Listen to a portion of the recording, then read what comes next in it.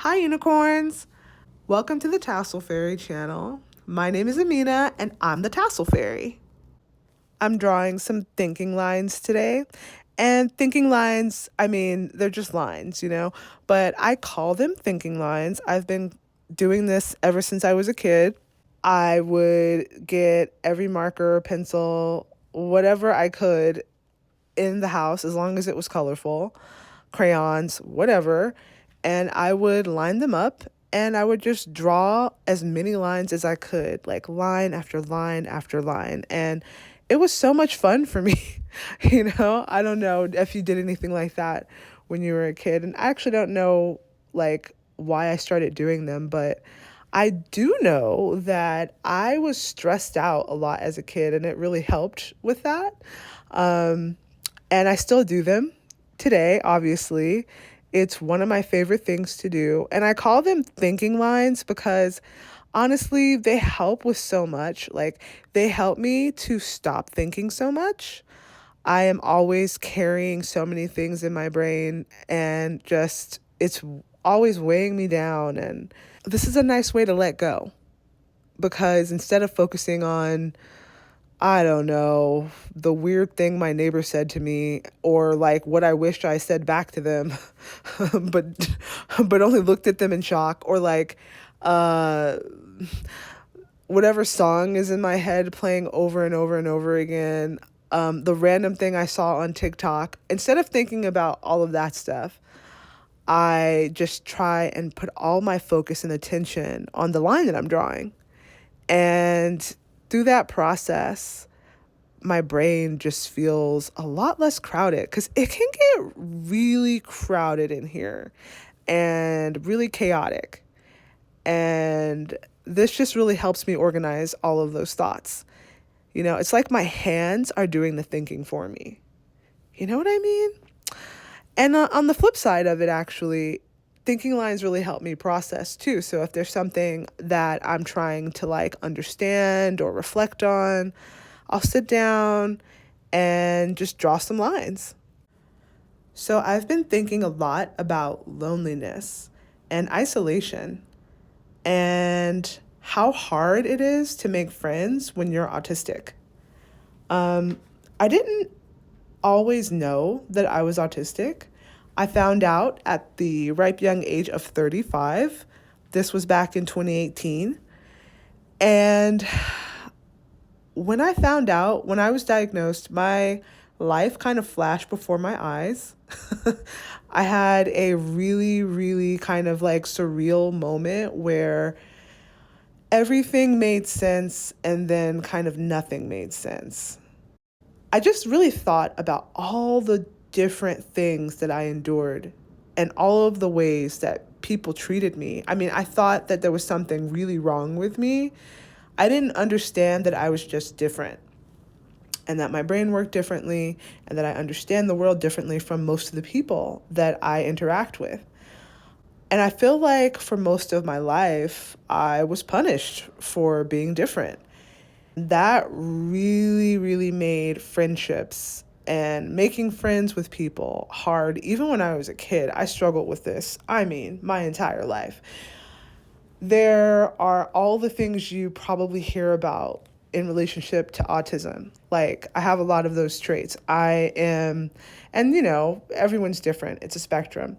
But something I really struggle with is communication with other people. Like, I can be very literal sometimes, especially with like one on one communication. I take everyone literally, and I tend to be very literal in how I speak.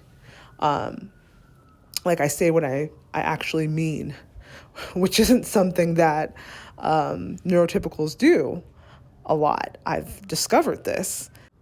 There's all these like hidden meanings, and people don't necessarily mean what they say all the time.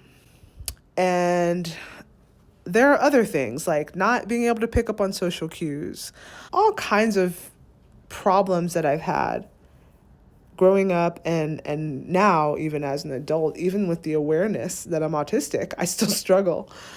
And then there's masking. Like, you don't want to scare off the neurotypical people, so you have to mask. Like, that's what I've learned. I've learned to really like try to mirror what is like socially acceptable behavior. You know, for example, like moving when it seems normal to move, or in a way that is like like not gonna scare people. You know, like moving my body. Like how I present my face, my facial expressions. You know, presenting my face in a way that I seem cheerful, even when I'm not, you know, like, or just like over expressing myself facially so that people understand, you know, that I'm not upset or angry. Like, always having to worry about that kind of stuff, you know, like sometimes just existing can be very hard. There are sounds, there are smells, there are things visually that are challenging for me, and it has like physical ramifications. So having to just put up with that stuff in order to just basically like having to mask in places that aren't really safe to unmask, and be your full self, which is, I don't actually feel safe in a lot of places. That takes such a toll. By the time you deal with all of those things, all of those, the awkwardness and all of the challenges, it makes it so hard to maintain friendships, make friends, and maintain them. So, you know, it's one thing to have all of these experiences and have awareness that, you know, of why. But I went most of my life, you know, being this person, having to mask and not even understand what I was doing or why I was doing it, or why friendships and making friends and connecting with other people and being social was such a challenge for me. So when I finally found out that I was autistic, it was hard, yes, but I was really excited after it sank in, after I got like a very basic understanding of what autism is. I was like, I'm gonna tell everybody that I know at once. I'm gonna go on the "Hey, I'm autistic" tour, which is what I did. I went, and honestly, I believed in my mind that this was going to be the thing. I had somehow, mostly through work, made friends, like through social media, going to different events and stuff. You know, because I had never really had friends, like a group of friends before. And so it was really exciting. Like I said, I told every single person in my life, like, hey, I'm autistic.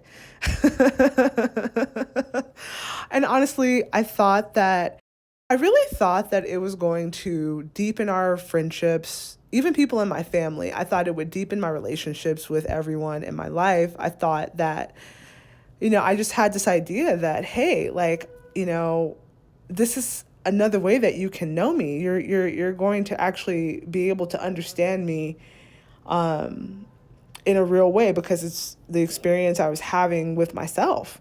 And so it did not turn out like that at all. It did not go very well. You know, a lot of people didn't talk to me ever again after that. And I don't actually, for the life of me, understand why. I even have a couple of family members that ghosted me. And I'm like, I didn't say I murdered someone. I told you that I was autistic. Like, what? You know, I wasn't really expecting to get ghosted. I wasn't expecting for people to like distance themselves from me. And it really hurt. It was really hard. And then I went through some stuff after that professionally. And then I lost even more friends. And I just became very isolated. And I have been super isolated in the last few years. And so I've been thinking a lot about this and reflecting on it and thinking about loneliness. Um, and like, it's complicated, you know, because I really do think I needed the time. Like, I processed a lot of trauma. I needed the time to get to know myself again. It was kind of like meeting myself for the first time in a real way. After you find out you're autistic, that's like kind of the natural process that tends to happen.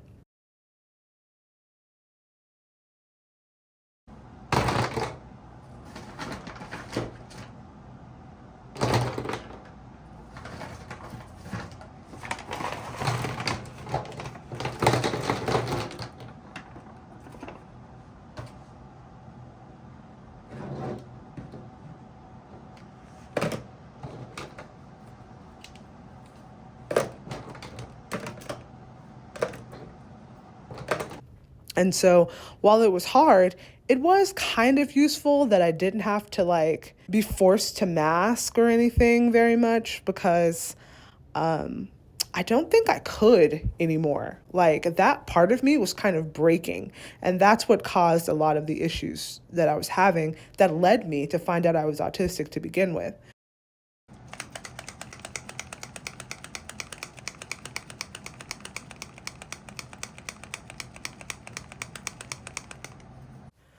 But like, how do I introduce this new self to everybody? That was the big question. How do I face, after all the trauma, after being ghosted, after realizing how people used to treat me and how much I would put up with? I mean, how do you put yourself back out there again? I still am trying to figure that one out, if I'm being totally honest with you. But I still need people. I still longed to be a part of something and to feel connected to others. And it was really hard to feel so isolated and lonely. And it's something that I have always struggled with my whole life. It's something that I even struggle with now. But I went through a period where it was really, really bad. It was really bad. And while masking and forcing yourself to live up to like neurotypical social standards and dealing with all of that is stressful, it's debilitatingly stressful, right? But isolation is also very stressful. Feeling like you're completely alone and no one understands you or cares is extremely stressful, especially if you don't have a support system, you know? It can be very hard. And so I just became very desperate for friendship. So I tried to reach out to people and connect as myself as much as I could. And I think maybe, I know I was probably, a little too straightforward about how lonely I am and how desperate I was to talk. Because you know what happens when you're desperate, right? People are like repelled. Desperation is like the biggest sin you can commit socially, being thirsty, being desperate, right? And so I was freaking desperate. And I was honest about that probably. And then other times people could just sniff it out. And they smell it on you and they're like, oof, let me get away from that. And it was not nice. That was the experience I had, right? And so I had to kind of like figure out what to do with that. And honestly, the rejection only made me want to reach out to people less. It intensified the isolation. It doesn't really give you a lot of confidence or like hope. And here's the other thing about being desperate for friendship and to, feel like you're a part of something. There are people out there who look for that. There are people out there who are looking for people who are desperate for connection and they take advantage of it. And they know all they have to do is give you a little bit of what you need, give you belonging, treat you with like very, very basic kindness, and they can extract whatever it is that they want from you. And it's not usually just friendship, which is what you're looking for. So again, I turned inward because I remembered all too well what it felt like to be taken advantage of because I wanted to be friends with someone. And as I reflected on it, all the people that ghosted me, I think, were, kind of predatory in a way. I had something that they wanted to extract. I thought we were friends, but maybe I was never really a friend in their mind. Maybe I was just a resource. Like those people don't do a lot of work to make you feel as valuable as they see you. If anything, they do work to make you feel like you're worthless so that they can extract whatever it is that they want or need from you without you really realizing it. But the magical thing about me is that I am actually really good at being alone. That's the other part. That's probably why my isolation can get so deep, is because I am used to being alone all of the time, not ever really having a lot of friends. And so, what I decided to do is just to focus on myself. I put all of the excitement and longing that I was experiencing, all of the wishing, all of the desperation, all of the longing for friendship and connection, I tried to focus that inward. And that's not something I've ever really done before. I've spent a lot of time with myself, doing the things I love doing, focusing on my special interests, but never with this mindset of like making friends with myself. And if you're wondering, Amina, how do you make friends with yourself? How do you focus on your relationship? What does that look like? For me, that looks like taking as much time as I can doing the things that I really love and enjoy. I'm trying to surround myself with things that bring me happiness and inspire me. Diving into my special interests without shame, in fact, prioritizing them. Unmasking as much as I can when I'm alone or with anyone who's safe. Taking care of my physical self the way I would a pet or a child. Resting and not shaming myself for it. And also planning rest.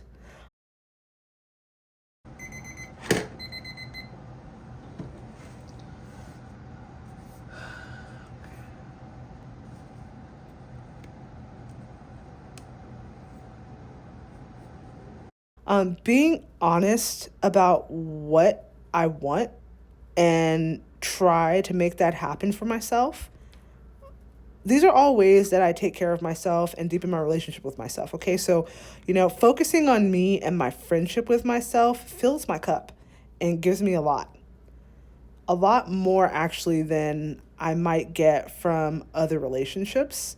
If I'm being honest, I allow myself to feel the sadness or loneliness because it's still there. I'm a human, but I also try to have acceptance for it and for myself. And sometimes the loneliness is overwhelming, and I do become obsessed with finding a way to belong again. But I always find my way back to this path of making friends with me. I will always be here. So, if you're struggling with loneliness or any of the things that I talked about, I really want you to know that you are not alone. We are in this together because you have me, but most importantly, you have you. I think we should both go give ourselves a hug and give yourself an extra hug from me. I love you. Bye.